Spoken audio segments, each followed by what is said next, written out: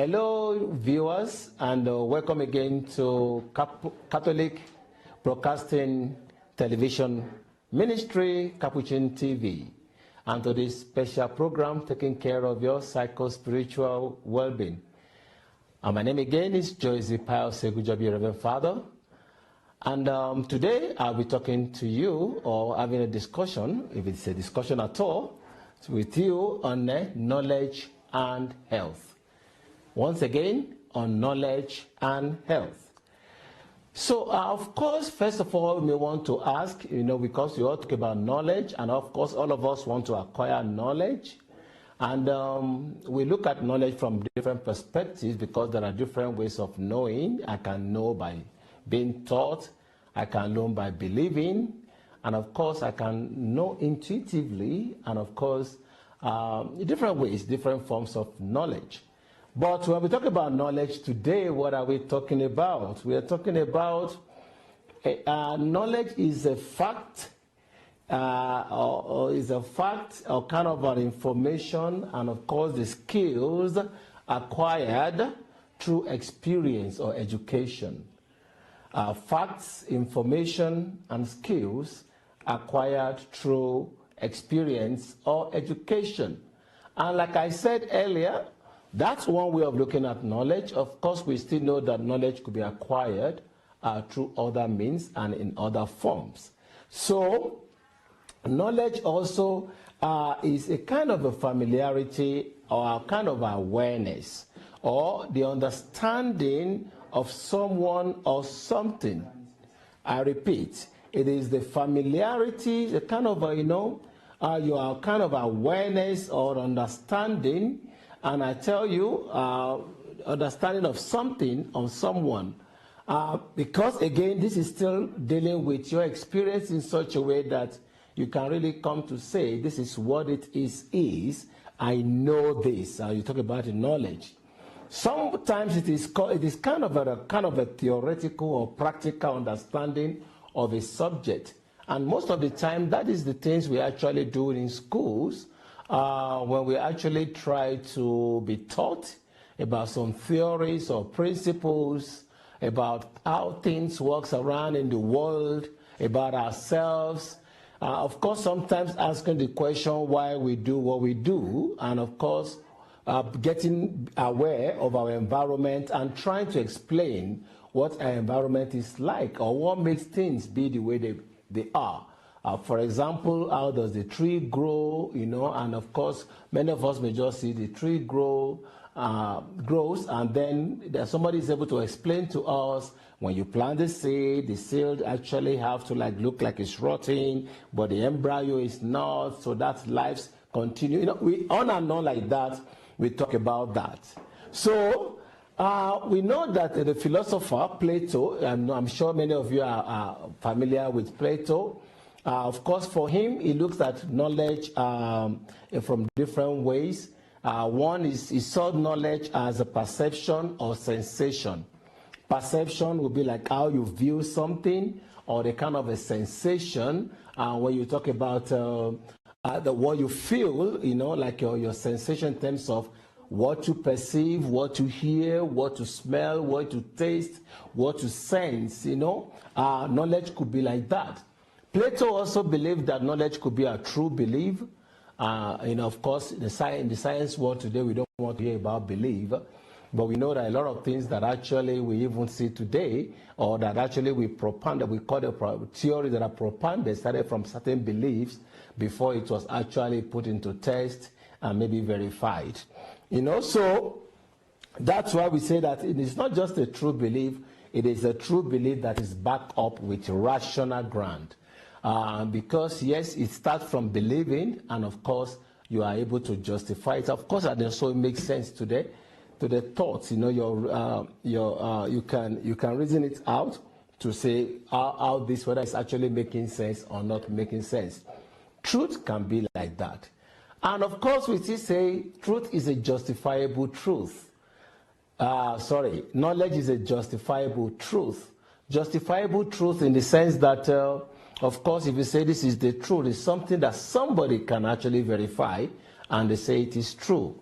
If I say I am sitting down here in the studio, somebody can actually walk in to actually verify that, whether I'm actually in the studio or not.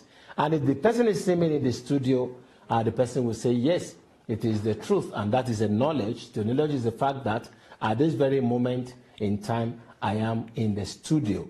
So, like I said earlier, knowledge can be acquired from different, many ways in which we can actually acquire knowledge.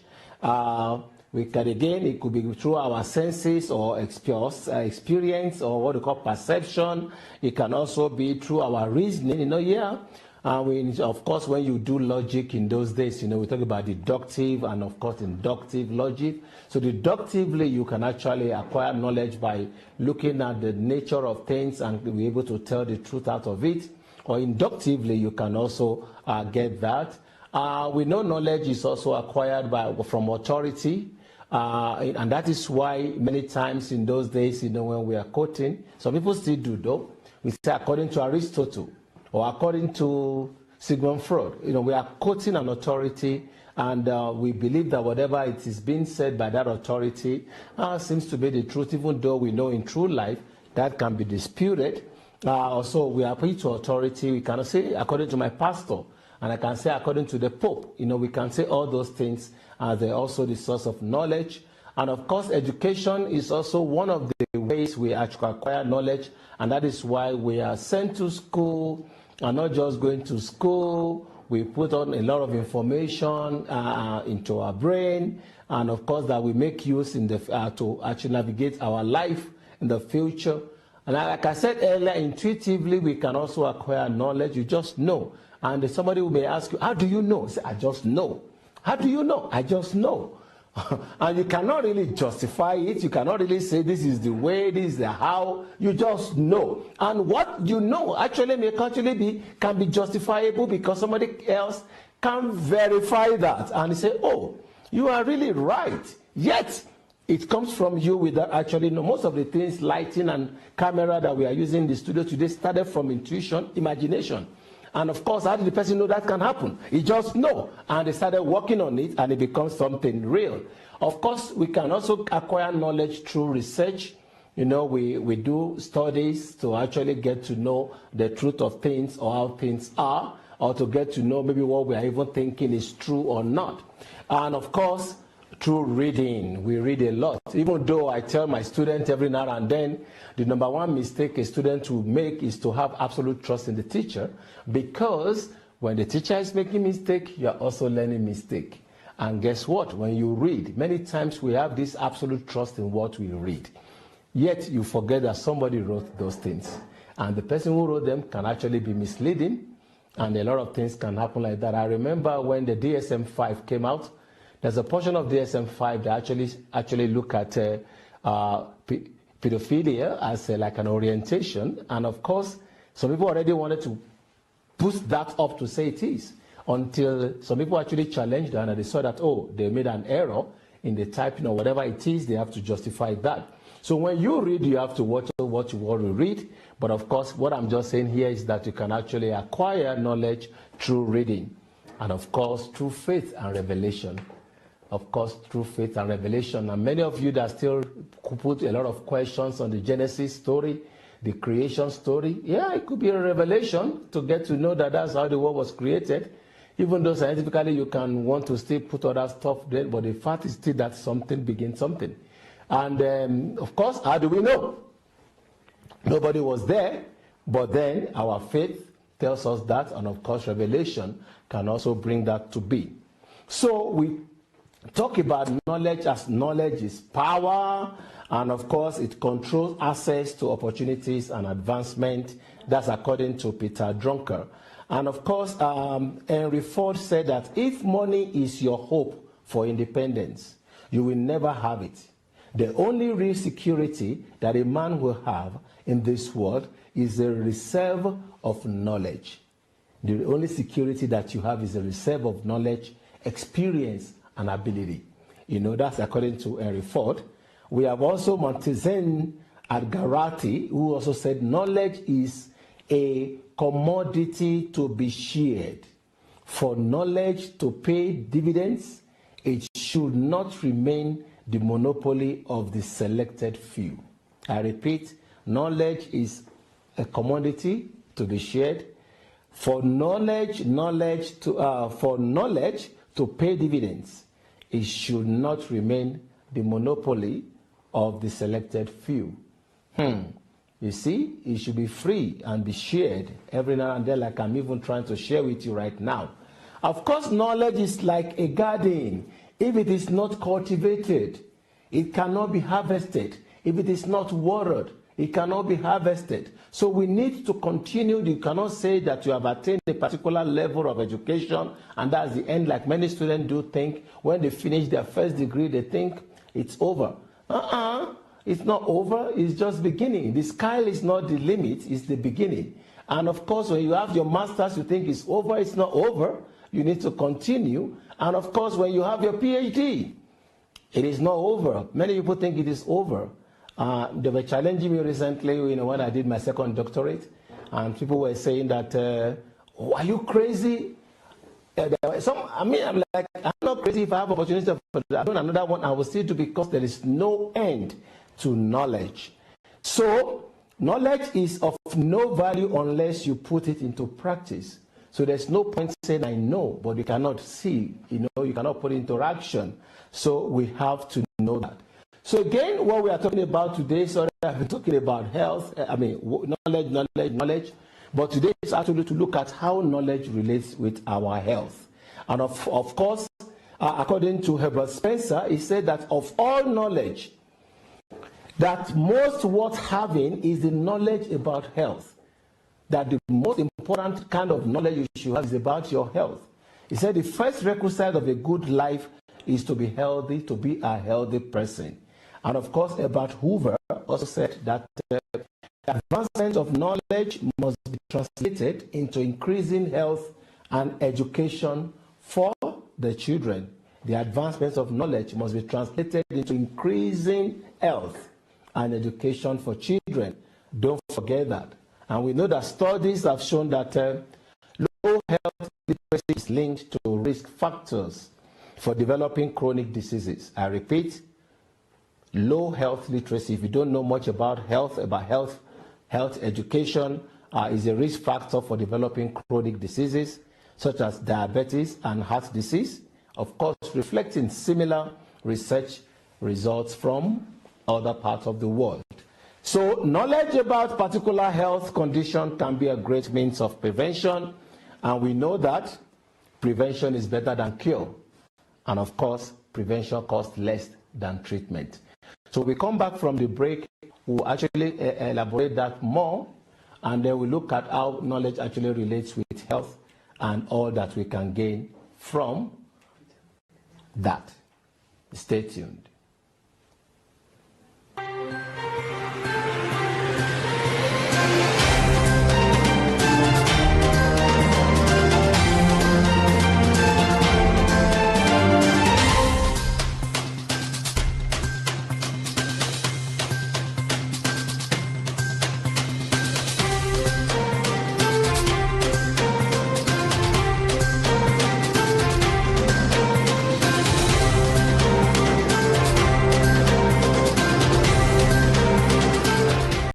Ekaristi. Sakramenti ya Ekaristi ni sakramenti ya mwili na damu ya Yesu Kristo aliye kweli katika maumbo ya mkate na divai. Kupata Ekaristi takatifu kama Skiza tuni yako, tuma neno Skiza likifuatwa na nambari 738100271 kwa 811.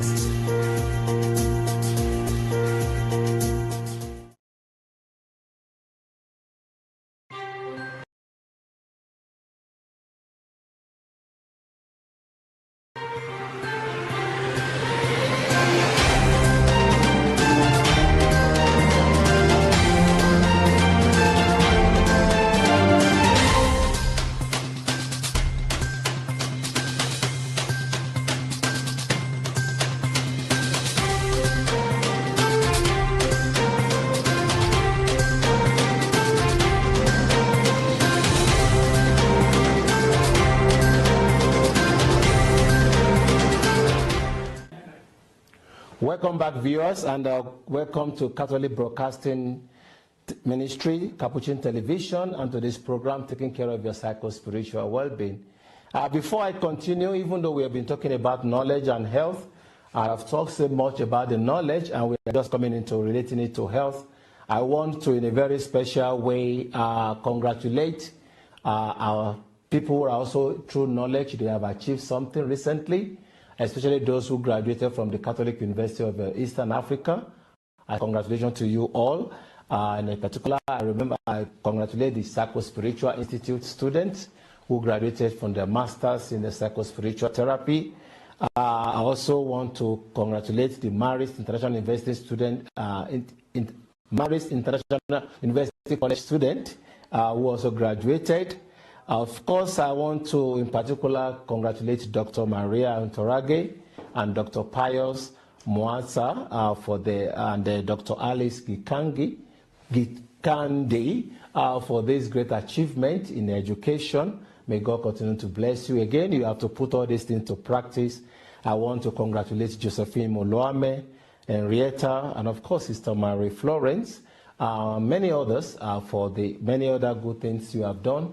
May this be the beginning of many other good things in your life. So we're just talking about knowledge, and I ended by saying that prevention is better than cure, and of course prevention costs less than treatment, because that's what knowledge does. It can actually make us to actually avoid unnecessary things because we get to know about them very much, so that we don't even put ourselves into problem before we're actually looking for a way to actually to cure them. So. But somebody once asked me that can there be anything negative about knowledge? Can knowledge be negative? I don't know whether to say yes or to say no, but I can say from the scriptural perspective that the fall of man was because of knowledge. Like we always say, or sometimes say, curiosity kills the cat. So the search for knowledge also can lead to something negative. Not the knowledge in itself, but actually how you use the knowledge or what you do with the knowledge that you have can actually be negative. But it is always good to know. I bet you nothing should be hidden. We should know everything. Knowledge is good. And of course, somebody once also asked that can knowledge cause a health challenge? Can knowledge cause a health challenge? So when you look at it that way, I want to start by also saying, can knowledge be bad? And like I've just said, yes, knowledge cannot really be bad in itself, but it's the way you use it. However, myself, I have a saying that states that knowledge is a disease. Knowledge is a disease. And somebody once asked me, how can knowledge be a disease? Come on, what are you talking about? Maybe you get to know right now how knowledge can be a disease sometimes. Health knowledge, can affect your health status. Health knowledge, your knowledge about your health status can actually affect you much more than the thing itself. We know that health knowledge and behavior are two important elements of health literacy. Even by the time you are learning more about your health, you actually, the knowledge of it is one thing. How you react to it is another thing. And of course, studies have shown that how a person's health information can affect their health behavior. Studies have shown us about that. And how healthcare access, health outcomes, and the quality of life can also be affected by the information about health that we receive. Just as this can be helpful to know about your health status, I always say that to people, that you need to actually, if you have not done, please do so. Just take yourself to the hospital and let them just check you. Let them run the test on you. I know many of you are afraid to actually go because they, oh, doctor will start telling me this. Oh, doctor will start telling me that. Yes, please let them tell you. Is good, you know. Of course, knowing may be like a disease to you. Like I said, health knowledge can be a disease. So when you know, you may start having problems. That's true. I'm going to talk about that briefly. But the truth of it is that it's good to know your state of life. To know, because many times you only see your body, you see your physical self. Inside of you, you have no idea what is wrong with your kidney right now, what is happening to your liver right now, whether your heart is pumping correctly or not, the intestine, whether it's even tearing up, you have no idea. So if you don't run tests, you don't know whether the ingredients in your body is actually more or less. You need to know whether the potassium is okay, the iron is okay, the sodium is okay, the electrolytes in your system supposed to work correctly. You have no idea. So if you do not check to get to know, you will not know about it. And that's why I tell people, when people say, oh, this particular fruit is good, or that particular fruit is that, oh, banana is good, it's very enriched, it's rich in potassium. Hey, my brother, my sister, you have not even checked yourself to know the level of potassium in your system before you begin to put more potassium into it. So please, check yourself. That knowledge can actually helpful. But however, I know also that this can also cause some kind of psychological disturbances and a spiritual aberration, in the sense that by the time you get to know, you can actually start feeling bad. Maybe you've been thinking you are fine, you like eating a particular thing, and they are telling you you have too much of it in your system, you have to stop. That can actually affect you, even can lead into depression. So what is this? It is not the knowledge of it that is the problem. It's the thought you have about the knowledge that becomes the problem, because the thought of a disease kills faster than the disease itself. If you are, I always use the example of look at a woman who just went to the hospital. Before she went to the hospital, she was jumping around, doing the house chore, moving here, moving there, carrying baby, doing everything very perfectly, was very active, was very joyous. And then suddenly this woman went to the hospital, and there she was told that she's pregnant. Of course, pregnancy is a good thing. But she comes back home, she starts acting like, oh, don't you know? Oh, you don't even know what. The mood just changes from that moment. She doesn't want to do anything anymore. Don't you know I'm pregnant? The same way if somebody is actually is having a chronic disease and is being just told that you're having this chronic or terminal disease or terminal illness, you see the whole person just change. The thought of it, the thought of I'm going to die, the thought of why is this happening to me, the thought of all my investment, the thought of anything, it starts coming in, you begin to feel uncomfortable, and that's why we say the knowledge is a disease, because the thought of it can actually, knowing something about you can cause you trouble. Just like when you ask somebody also, oh, tell me about me. It seems you want to know about what people really want to say about you, but do you have the capacity to actually hold it, to accept it? Because by the time they tell you the way you look, the way you think, the way you act, you may actually start feeling bad. That's why we say that knowledge is a disease. So yet, the knowledge of a disease can aid treatment.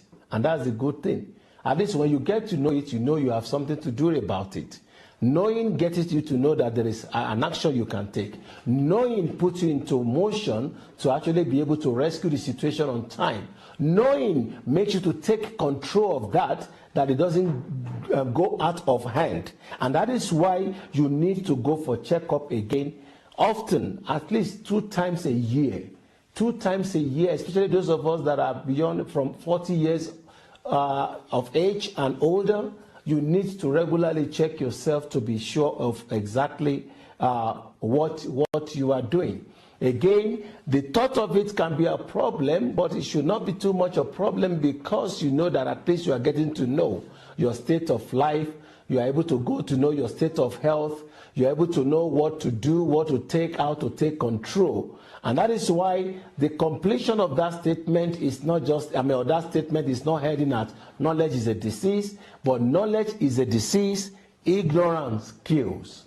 I repeat, knowledge is a disease, but ignorance kills. And that is why, because if you are ignorant of your health status, before you get to know it, it may have been too late. That it has reached a chronic stage, or stage where nobody may actually be able to take care of it, or they cannot arrest the situation. And that is why, again, I said, knowledge, yes, can be a disease. If it's a disease, at least it can be treated. But ignorance kills. So you don't want to die in ignorance. So you want to actually get to know yourself better, know your health status, know what is okay, what is not okay with you, so that you know how to handle yourself better. Many people are walking, like they will call them walking dead, because a lot of things are actually happening to them in their life today and they are not aware of it. And they think they are fine, and that's why somebody just moves on the street, just collapses. The fact that the person is rich does not mean he's taking good care of himself. And in fact, many times, most of the things that we say give us pleasure are still those things that are actually killing us, because we don't even know. You are already having, your liver is already having a problem, and you are still drinking drinking alcohol excessively. Or because you can't open your stomach to see your liver to know that something is wrong. So you think you are fine. So get to know yourself, okay? Knowledge is power. Knowledge frees. Knowledge is a pleasure. Should be a pleasure, and you should strive to achieve knowledge of yourself. Knowledge about yourself. Knowledge about your health status. Knowledge about your environment. Knowledge about get to know things that are going on around you. Then you'll be able to navigate your life in a powerful, beautiful, wonderful way. Again, the thought of knowledge may constitute some problems sometimes, like I said, psychological problems that can even manifest itself in the physically, because if you are told, for example, now that you are having HIV, you may just see your heart popping, bam, bam, bam, bam. That's a physical reaction to it. And of course, psychologically, you just go down. And remember, once your mind is broken down, and you cannot actually, your mind is actually messed up, you have become vulnerable to many other diseases attacking you. Of course, when we talk about the immune system, your immune system begin to dingle.